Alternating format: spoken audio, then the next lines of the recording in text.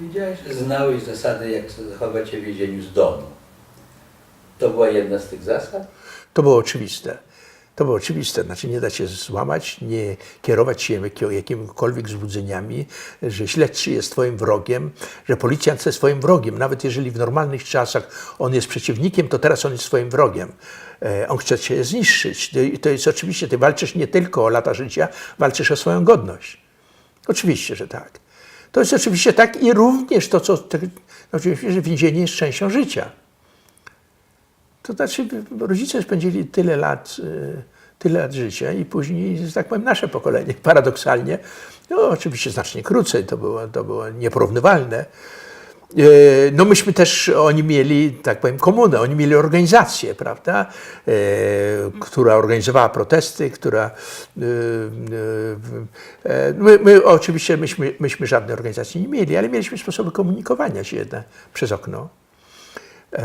Czasami stukając przez ścianę, czy taki sposób porozumiewania, którym się posłużyłem na przykład z osobą dzisiaj bardzo znaną i należącą do przeciwnego mi obozu, Antoni Macierewicz, który jest dzisiaj jedną z najbardziej złowrogich postaci obecnej władzy, jeżeli nie najbardziej wrogą postacią, ministrem obrony, który dzisiaj reprezentuje poglądy skrajnie prawicowe, wówczas on był skrajnym, on był Che Guevarystą, to znaczy, że on był zwolennikiem partyzantki miejskiej.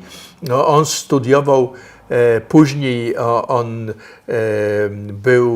chodził na seminarium takiego znanego historyka Łebkowskiego, Ameryce Łacińskiej poświęcone.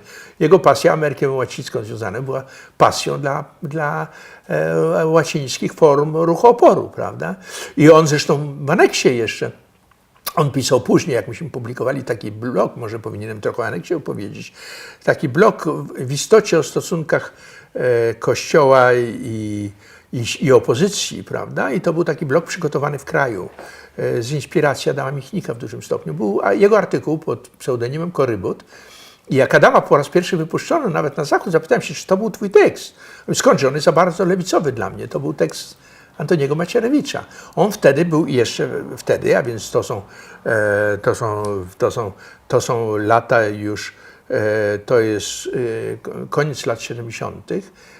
On był bardzo lewicowy i on między innymi wtedy potępiał, krytykował opozycję za to, że szuka parasola w kościele. Na przykład dzisiaj to on nie wychodzi ze studium ojca Rydzyka, prawda, czyli w skrajnych siłach Kościoła.